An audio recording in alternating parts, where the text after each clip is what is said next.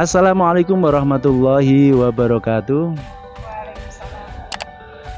Sobat MR yang berbahagia, alhamdulillah hari ini saya bersama dengan orang hebat ya, bukan hanya nasional tapi internasional, Bu Emy Sudarwati.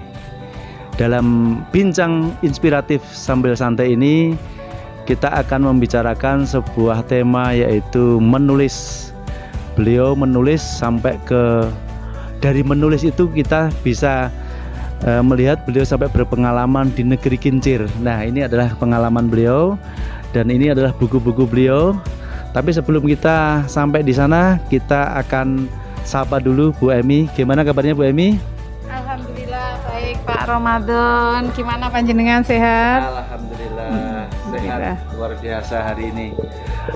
Pemirsa, kita akan membicarakan tentang menulis. Mungkin kita awali dari pengalaman beliau, Bu Emy, tentang menulis itu. Sejak kapan Bu menulis itu?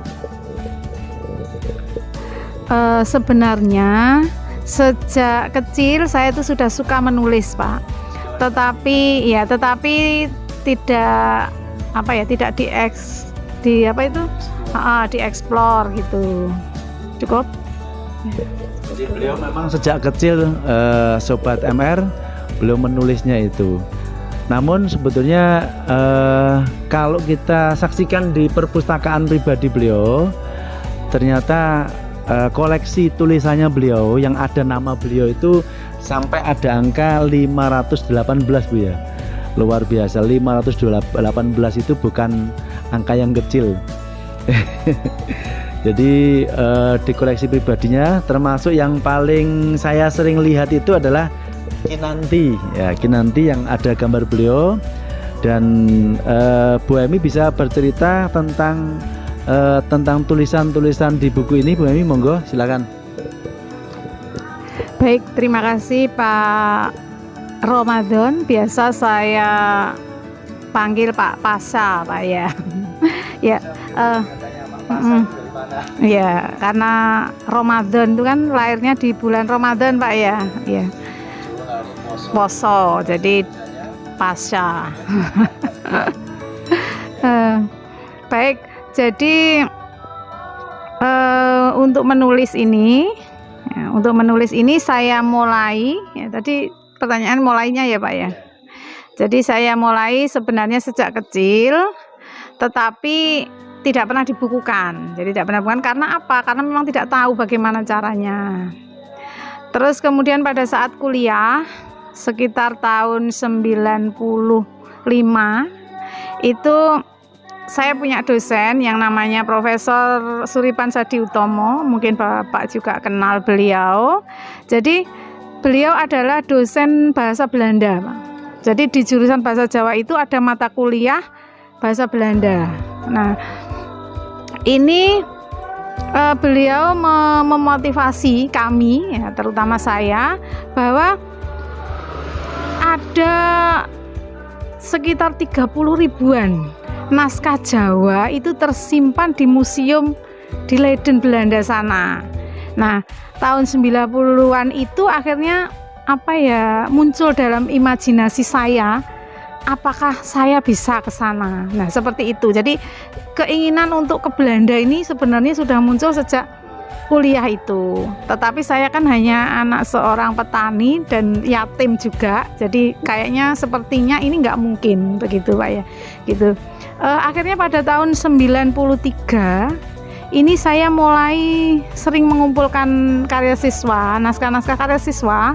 Jadi karya siswa itu saya kumpulkan, saya edit, kemudian Pak Hanas suami saya itu yang ngetik. Jadi waktu itu kan belum ada laptop ya Pak, masih pakai ini komputer gitu ya. Jadi Pak Hanas itu yang bantu ngetik. Kemudian ini naskah ini akan diapakan? Saya jilid gitu aja, terus dimasukkan ke perpustakaan. Ternyata anak-anak ini seneng gitu baca. Oh ya, karya saya dibukukan seperti itu. Nah, kemudian pada tahun 2014 itu baru saya mengenal beberapa penerbit. Kemudian saya nyoba ikut. Jadi yang pertama ini buku Long ya, yang pertama Long. Nah, motivasi saya untuk menulis ini sebenarnya agar anak-anak ini dikenal. Ya, jadi anak-anak atau siswa saya itu dikenal dan juga sekolah saya. Jadi bukan saya ingin dikenal, bukan, tapi anak-anak saya dan sekolah saya itu dikenal di seluruh dunia kalau bisa. Nah, seperti itu. Jadi motivasi awalnya seperti itu, Pak. Selanjutnya ini mungkin buku yang sering saya gunakan untuk memotivasi, di menulis dan menerbitkan buku untuk keliling Nusantara dan dunia. Ini anak-anak seneng.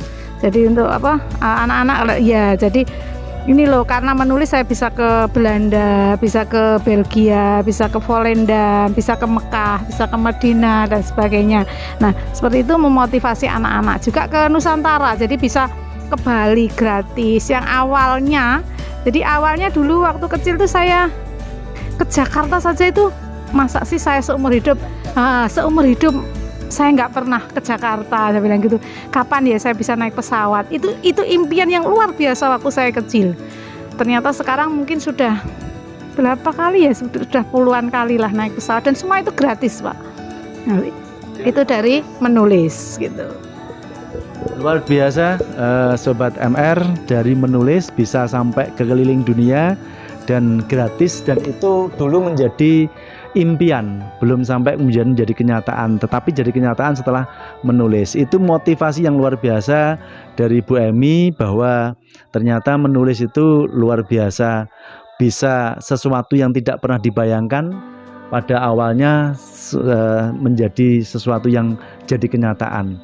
Keinginan untuk mencari sumber bahasa Jawa yang asli di Leiden, ya, itu ternyata jadi kenyataan, sehingga beliau itu sampai ke Belanda dari menulis itu dan jadi kenyataan. Bu Emi, mungkin pada sesi berikutnya ini adalah apa inspirasi bagi pemirsa untuk, atau pesan-pesan dari pemirsa kaitannya dengan apa yang tadi disampaikan Bu Emi. Bagi saya menulis adalah membuat jejak sejarah. Jadi sejarah untuk diri kita sendiri. Saya tidak berbicara masalah orang lain. Jadi bagi saya, tulislah sejarah kita sendiri sebelum orang lain menulis tentang kita. Jadi betul. Jadi tulislah sejarah kita sendiri, jejak kita sendiri kita tulis. Apakah itu nanti dibaca orang atau tidak, biar saja waktu yang akan berbicara. Karena apa? Semua naskah, semua karya yang kita tulis itu akan menemukan takdirnya sendiri, Pak. Jadi kita tidak berhak, walaupun kita anggap ini karya sederhana, mungkin belum tentu bagi orang lain itu sederhana. Ya. Jadi luar biasa inspirasi dari beliau, bahwa bisa jadi Bu Emi usianya 60 katakanlah ya, tetapi apa yang ada dalam pikiran Bu Emi itu bisa lebih panjang daripada 60 tahun yang Bu Emi misalnya itu usianya. Karena apa? Karena menulis. Ini tidak akan lengkang walaupun yang penulisnya sudah tidak ada. Artinya bahwa luar biasa pikiran, kemudian amal ini bisa sampai kapanpun dan sampai dimanapun juga. Ini tadi, tulislah sejarah kita sebelum orang lain menulis tentang kita. Ini kata-kata yang bisa memotivasi kita. Demikian pemirsa, Sobat MR, bincang santai kita dengan Bu Emi. Insya Allah kita akan mengangkat tema-tema yang lain kaitannya dengan inspirasi, terutama ini adalah kebaikan, mudah-mudahan bermanfaat bagi kita semua. Marilah kita akhiri dengan wassalamualaikum warahmatullahi wabarakatuh.